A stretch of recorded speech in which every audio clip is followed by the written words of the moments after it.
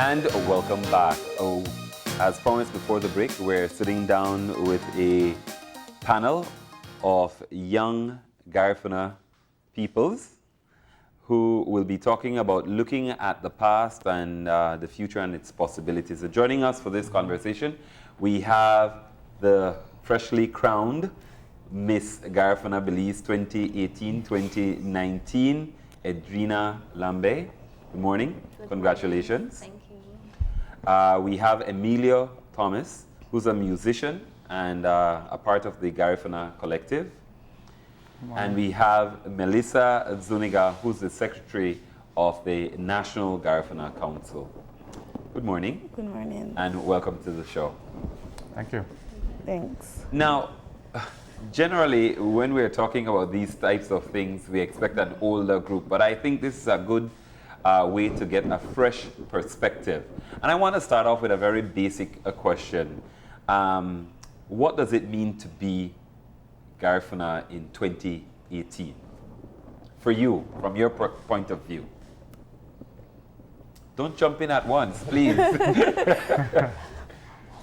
Well, for me, I think I feel proud to be Garifuna. I believe that we have so much uniqueness in our culture, and on a daily basis you can see that being manifested in our food, in our dances, in our music, in our language. And so that makes me very proud to be a Garinagu woman. And I guess that's me. What does it mean to be Garifuna? To me? Mm-hmm. Well, when I think about myself, before I describe, if someone should ask me, then I would tell them that I'm a descendant of the African and the Caribs. And we have been, well, my people, my ancestors have been surviving very strategically through time because of all the struggles and all the intended control over our people. And leading up to this day, I think that I have inherited the strength and the will of survival. So I think that's what I would say it means to be Garifuna to me. Yeah. Well, to me, Garifuna, the Garinagus are one of the most unique cultures here, and I just love being a Garifuna woman. I am young, of course, and I will just continue to be that Garifuna in my... No, young and beautiful, I would say that. Yes. Represented on the Culture Smart, as William was saying, offset is different dimensions to the Garifuna culture. We have beauty, music, and the culture on a whole.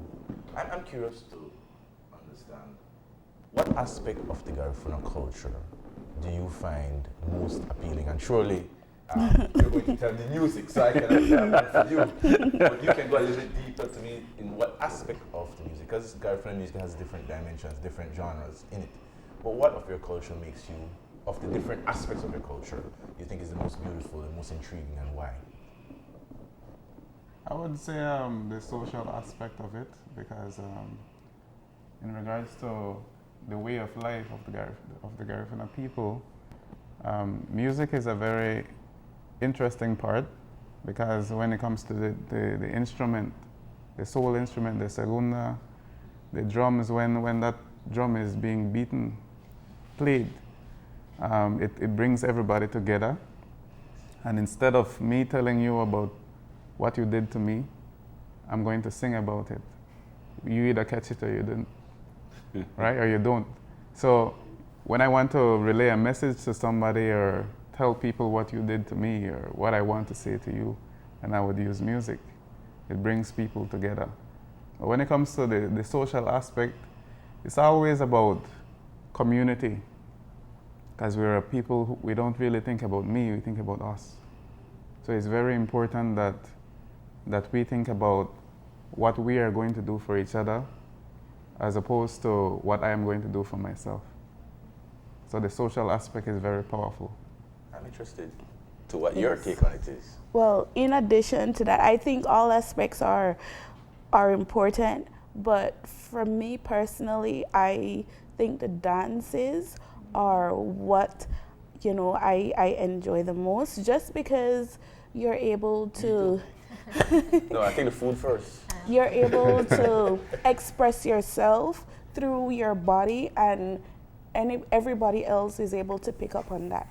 So rather than having to use language or words, you are able to express yourself to somebody else through the dancing. Awesome. So I think that's important. I agree with the dancing part. Now, I want to ask Edreena, because I know one of the things that was featured prominently is that the competition, you have to speak Garifuna. Yes.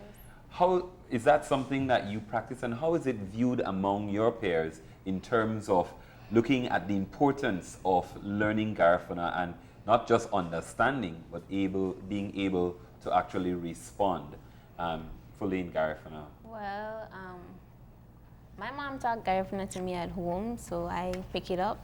And for that pageant itself, like, it was just natural. And they gave me a speech, and I learned it in a week. So I just come along and, okay, I could do this. So I picked up, and I did great. So, but in a whole, it's not so hard to learn. Garifuna is not a hard language for us then, but other people would think that it's hard, but it's not a hard language. Once you have like interest or whatever, you can learn it. And Emilio, you have had the opportunity to represent your culture and the country globally. Now, you said something about the way the language is used and music. I can tell you something. Now, that's funny because, you know, very often you don't understand what is being sung lyrically, but you feel it within your bones. Yeah. And you may never understand the power of using the language itself. But what has that been like for you to take an international stage to represent? Because very few people your age have that opportunity, you know, to do that.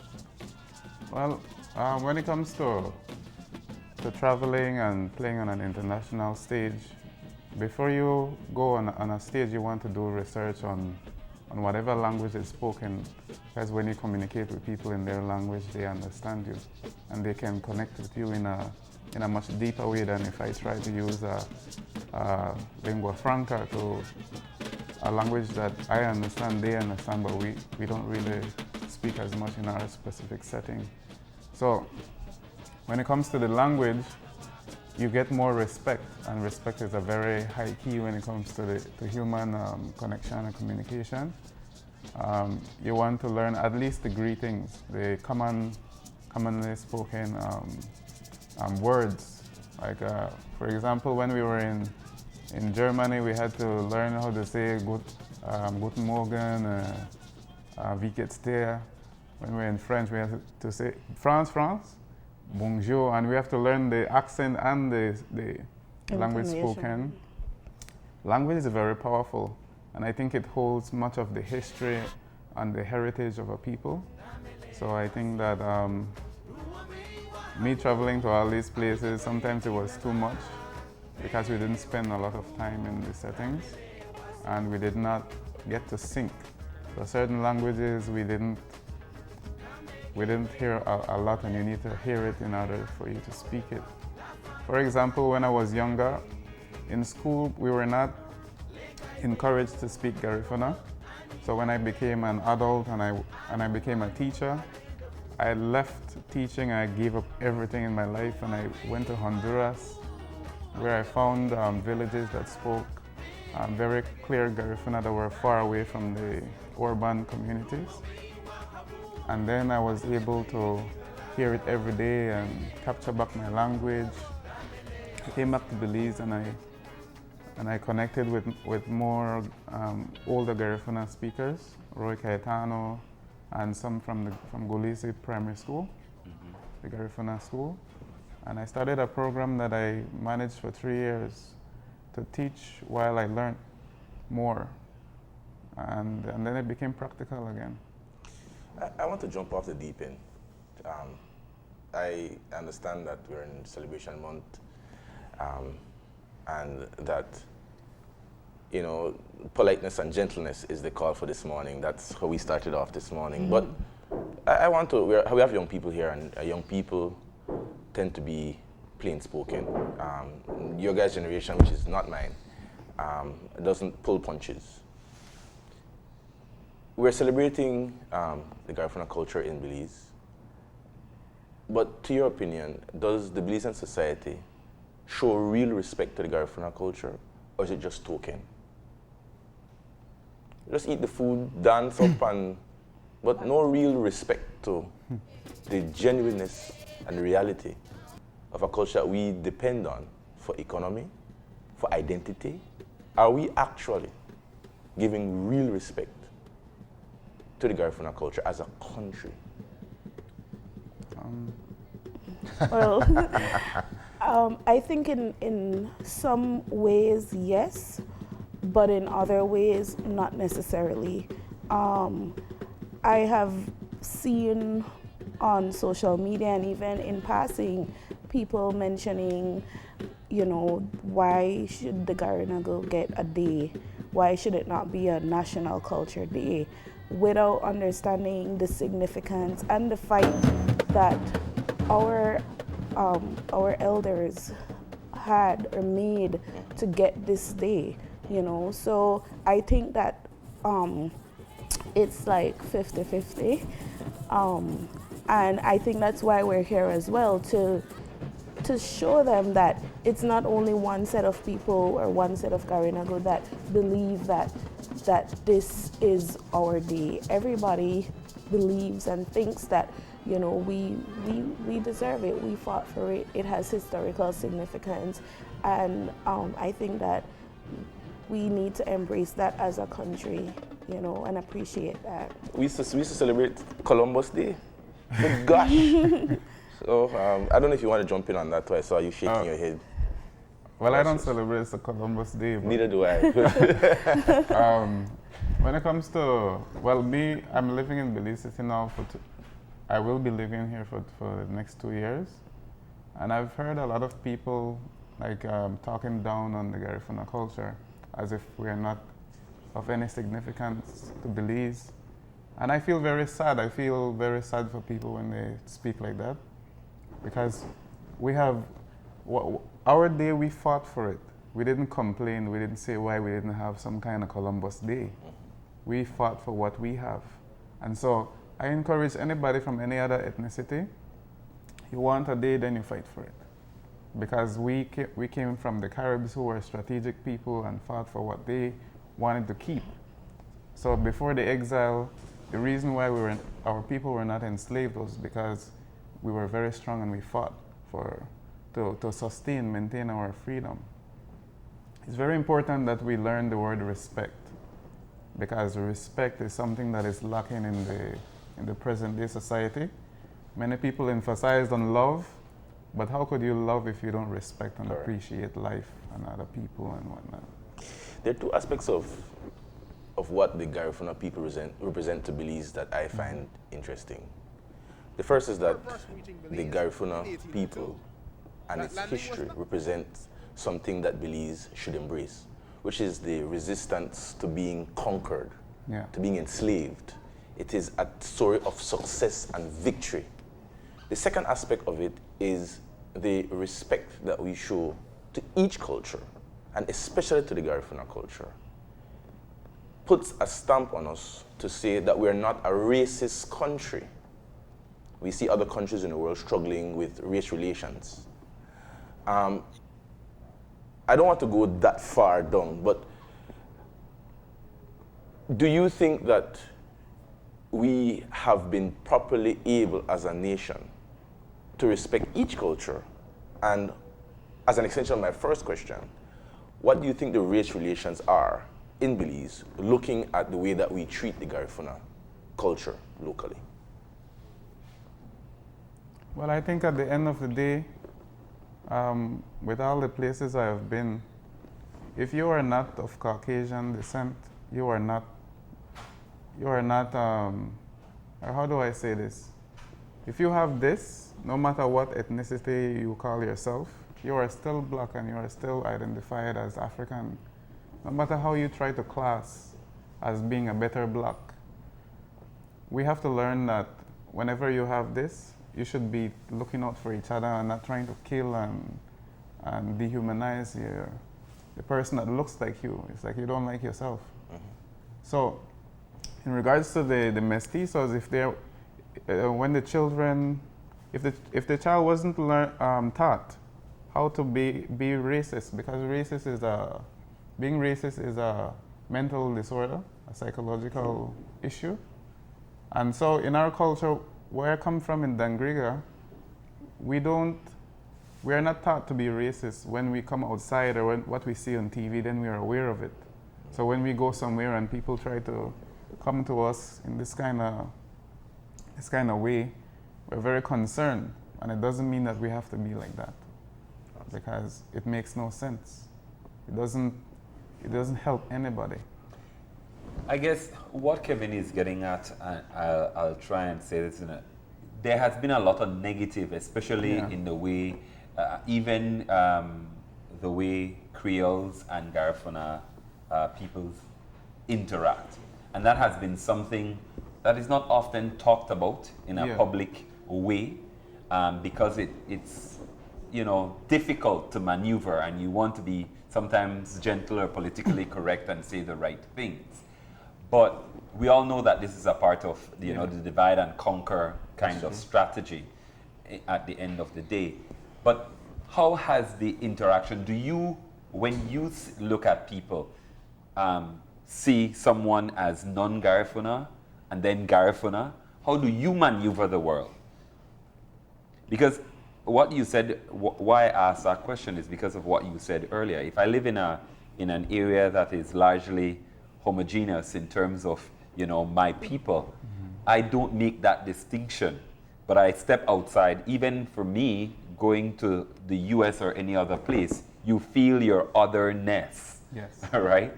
So how do you maneuver the world? Within Belize. Yeah. Let's start here. Well, You're the perfect person to answer. You guys are the perfect person to answer these questions, because some of the responses that you've given so far really give me reason to think. So sorry, but I had to say that. Well, I believe that, I grew up in Belize City, and when I was younger, primary school, even mainly primary school, you would find that I was looked down upon as being Garifuna. However, coming close to the celebrations, everybody wanted, to learn a song, for you to show them the dances. But outside of November, everybody was like, oh, I'm not important enough.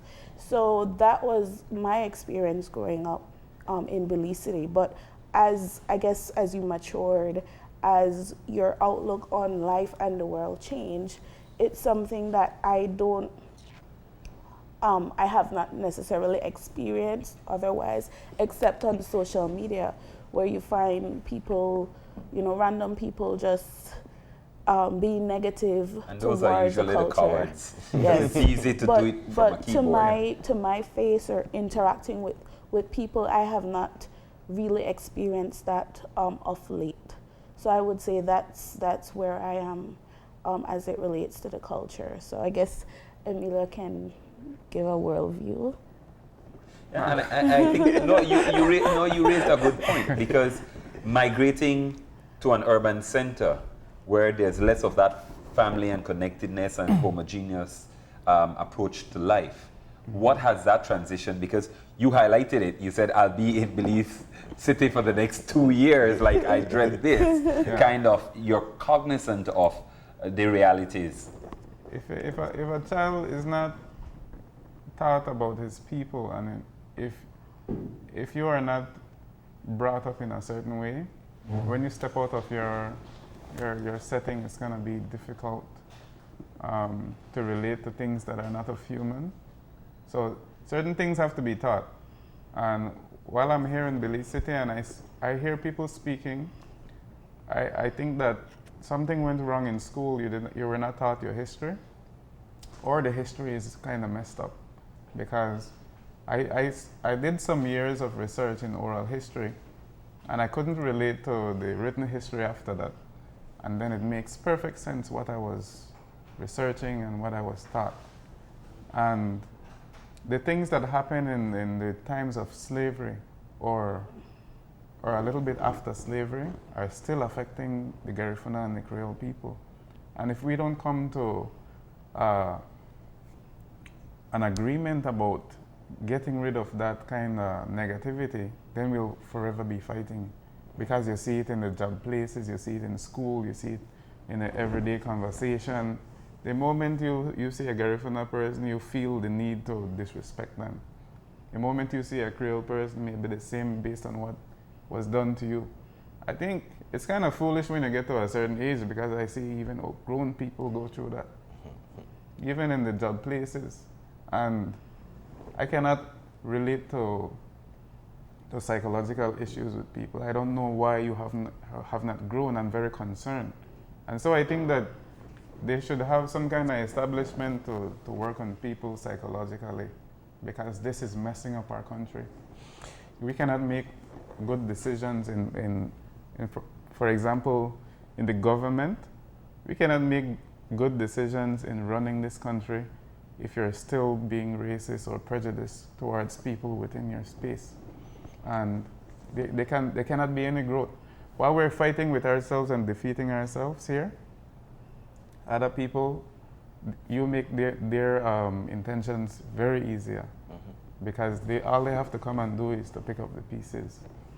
And Belize is a rich country. Absolutely.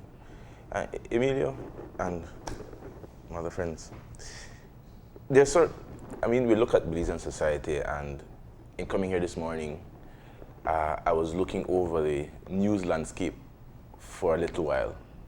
And there were two stories that caught my attention. Yeah. There was one in relation to a bank person in Dangriga who spoke Garifuna to a patron, a client, and he got into trouble. I don't know if you remember that. And then I dug a little bit further, and in 2004 there was somebody in Cayo who was charged for fortune telling, and the headline was an Obia man was charged. As we look to where we are progressing, and this piggybacking off where you were going, it seems that some of the vestiges, some of the leftover from the input of slavery still exist with us in terms of institutions. Yeah. Because the law in relation to fortune telling, which is the modern day version of some of the spiritual rituals that we as a people have, is still there. I want you to think about anything that still exists today, which is sort of a misunderstanding of what the Garifuna culture is, or something which represents something that we need to change as a society to better respect the Garifuna culture. Is there anything else that we have currently existing, either on the books or a practice, which is kind of disrespectful to the Garifuna culture? Or have we dealt with everything? No pressure. Well, I believe that there are people who still look at the Dugu as something that is devil worship. And as Emilio had mentioned earlier, we are a communal people, and we connect with not only those persons here physically, but also there's a spiritual level of connectivity that we maintain. And that the Dugu is just one aspect of one manifestation of that. And so there's still a lot of concern from non-Garinagu as it relates to that. and that is something that we just would like for better understanding of that level of connectivity. In other cultures, for example, in Mestiza culture, there's Dia de los Muertos, Yes. which is similar, where they pay respect to their relatives who have passed on, you know, and so My culture as it well. is seen in other cultures. However, it's only the Garifuna culture that it seems to be such a big deal and something that is negative. So that is one area that we still see we get a lot of negative feedback on. Do you think, as a part of NGC, not to cut you off, is it just that people don't understand? And I say that because a lot of it is just, you kind of feel like, oh, this is bad. You don't know why. You don't understand what it is for. And the analogy to the Day of the Dead, a lot of people accept that as something, it's just a celebration, it has, you know, blah, blah, blah, blah, blah, that kind of thing. But there's a layering of, you know, a negative kind of impression of, you know, a lot of the Garifuna rituals.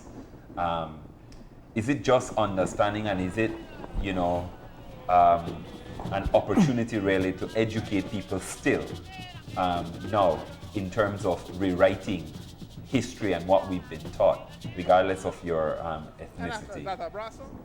Well, I think there's a lot of fear in the unknown, and so even with us trying to explain, there is still that fear that some people feel, and that is one thing. And I believe as well that we have to just continue. We just have to continue to do what we do. We just have to continue to show people that we come from a place of love and respect, you know, and we're just keeping our traditions and our culture alive, you know. So we just have to continue from that perspective, and as we go on, I think that more people will begin to understand when they see that we are living what we speak, and not just saying, well, this is what we do, but they can see when they go to the different communities that this is who we are as a people. My daughter's name is Mali, which is the ceremony before the Tuku. And, you know, she's young, she's 7 years old, and each time I try to teach her about that part of her heritage. But I was wondering, and maybe Emilio, you can jump off this one. The Garifuna culture is one that does a lot of respect to its past. Its future is connected proportionately to that. Genuine people, and we keep that going forward because that is timeless. But technology is what it is. Facebook, Twitter, in music, synthesizers. Yeah. What is the movement or the transition? In fact, let me rephrase that. Let me ask it this way. Has technology diluted, challenged, or enhanced the Garifuna culture as we move forward? I think that it is not what it is, it's how it has been utilized, because people use Facebook and technology that is always being upgraded and so for what they want. And when your intention has been tampered with through education and through exposure, that can be a very dangerous thing. Knowledge isn't bad, it's not good, because we have been taught to classify everything as good or bad. You don't know what good or bad is, you're going to have problems, and you're going to struggle, and you're going to have a complicated time during your adolescent stage. It's very important to learn who you are and what you want, because your intention will determine where you're going to go. Because you can have all the technology in the world, and how you use it would make a significant change, or it can destroy an entire people. I guess the question that begs asking is, can you go into the future dragging the past because you're tied so closely to your past, using technology in the face of technology and everything else? Yeah, Can you? We can if that's the intention, and yes, because based on our indigenous roots, many of us who are musicians who perform traditional Garifuna music, we have found ways to manipulate the sounds and put it into international standards, the quality and the arrangements and everything, without tampering with the traditional foundation of the rhythms in regards to music. Yeah. So we can. And Go ahead, sorry. Mel. I also think that technology will be able to help us further preserve our culture, like the oral aspect. You know, we'll be able to record that and be able to share that. So I think that that is another way that we will be able to take the past into the future through technology. Everything as it relates to the sharing of music, the culture, the music especially is out there because of social media, because people share these videos when they go somewhere else, and so we're able to transcend borders as a result of that. So now more people know about Garifuna and about our music and our language as a result of technology. So yes, I believe that we would be able to take our culture and continue to preserve it and take that with us into the future. When you're talking about culture and ethnicity, a lot of people, it's difficult because how do I value myself but not undervalue other people? When you're talking about whether people, it's a token kind of appreciation,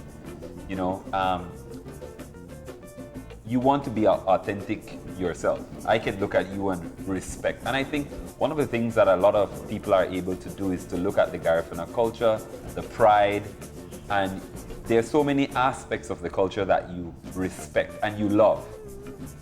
You don't fully understand it, but you love and you respect it.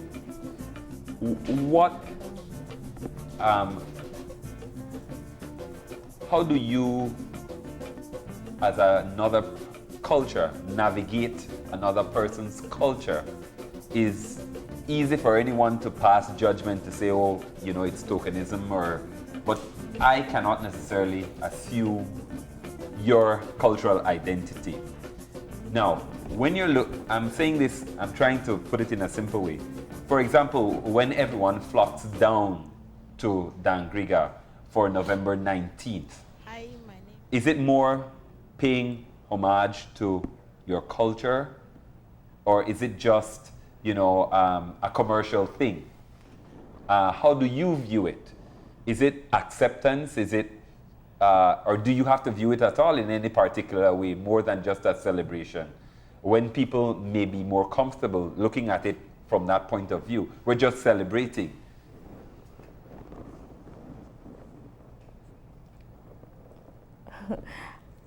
Well, I think for some people it is just simply celebration. It's just another party that's happening and they want to be Another there. holiday. But I think for other people, it's a time where you get to meet family and friends. You get to connect with those people who you don't always see, and you get to relive the past in terms of what our ancestors went through when they were coming to Belize, to the shores of Belize. So it depends on the individual, I think, how they view it, but I know that it can be both ways. Madam Queen, in preparing for the pageant, I'm sure you had lots of sorry, let me not assume. Did you have any fears as to some of the challenges or requirements that you would have if you won? And what was one of the things when you were preparing that stood out for you in terms of saying this is something that I am able now in this position to showcase for my people as a very young person? Well, I was already trained, and when I went there, I was like, okay, I'm coming for the fun. I'm not coming to win, but I want to have fun. So I just went and I had fun, and I had a lot of fun, of course. And I didn't expect to be the queen, but I don't know. Enjoyed the experience. Enjoyed, yes. Everything was okay. Now I have a lot of duties, and I have to look up to my duties and carry myself. What are some of the duties that you have coming up? I have to be at each event this week, all the cultural festivities, and going to church and meet and greet, and I have something else coming up in December. So represent Belize in a whole. So Internationally? yes, sir. Is there any pressure on you though? Because I sorry to harp on it, but you seem very young, and there are lots of young people who will be looking up to you too. Man, I want to be that at some point in time. Is there any pressure on you at all? No. Man, I love this. Perspective youth. yes. Let's because we're running out of time. But looking now, we spent a lot of time looking at the past, and there's nothing wrong with that because you need to understand your history. Yeah.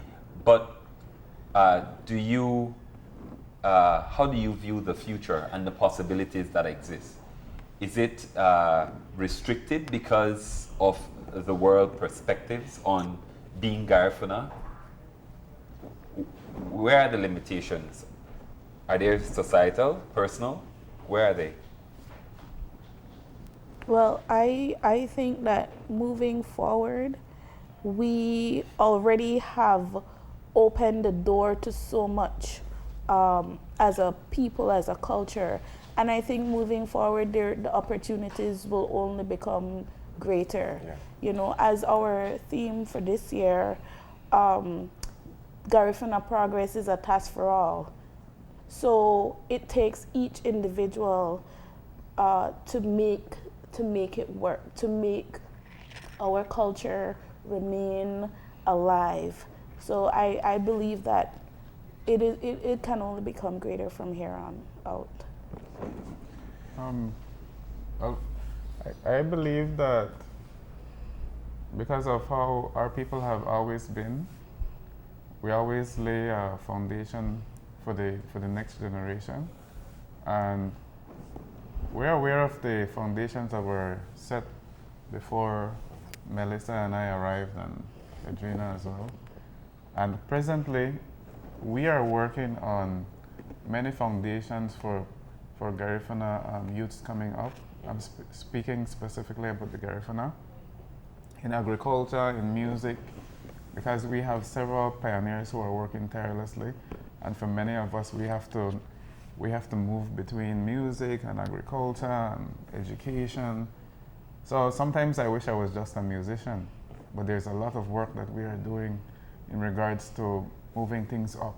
And it will be easier, but we can only encourage the younger ones coming up to take advantage of what we are laying down for them. Because in reality, it's not what we know, it's what we do with what we know. Let me you said something and it triggered this thought in my mind. A lot of what young people look to is instantaneous, the sexy parts of even your own culture. If that is going to bring me likes, etc., then I'm going to do it. What would be your advice for all three of you to young people in terms of, you're talking about not just music, about agriculture. There are certain tenets of the Garifuna culture that, you know, propelled the culture as a whole. How do you encourage young people to not look to the sexy, quote unquote, parts of culture, but to look at the holistic approach to culture in terms of moving forward? For moving forward, well, when it comes to the sexy part of the culture, that can only exist through all the work and preparations and whatnot.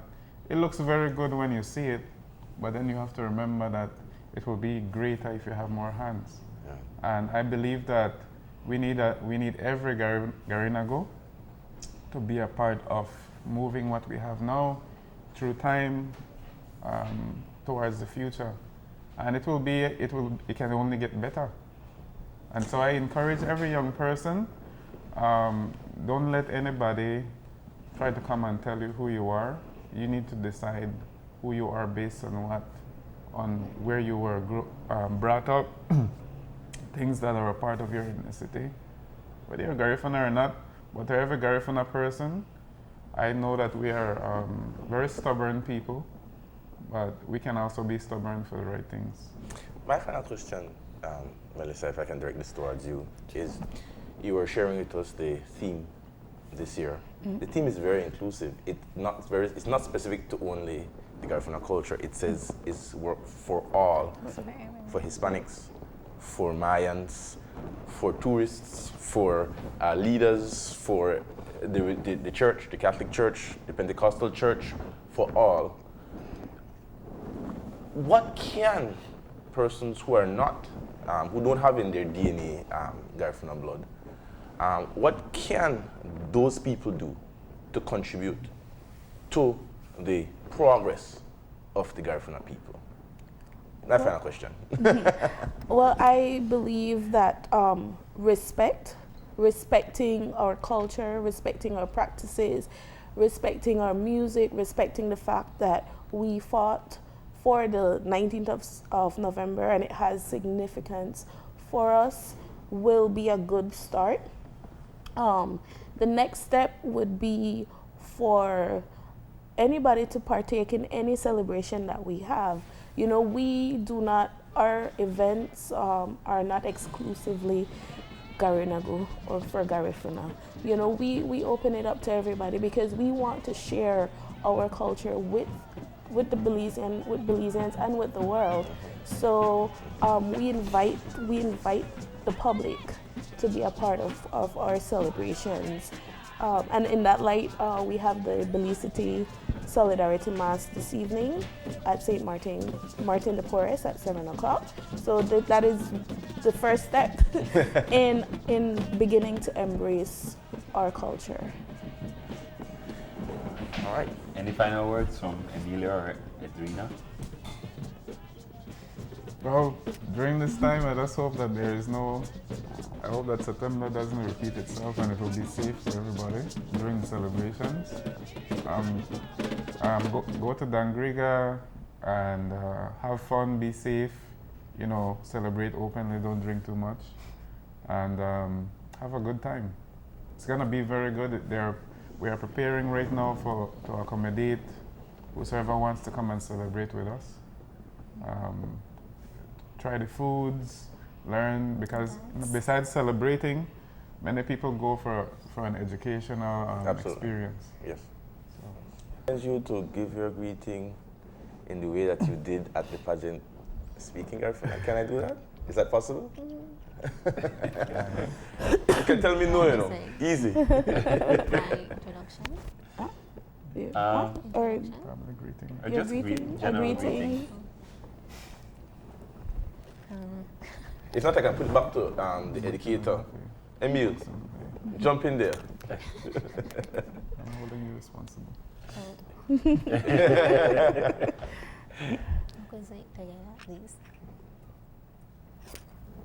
Emil, Okay.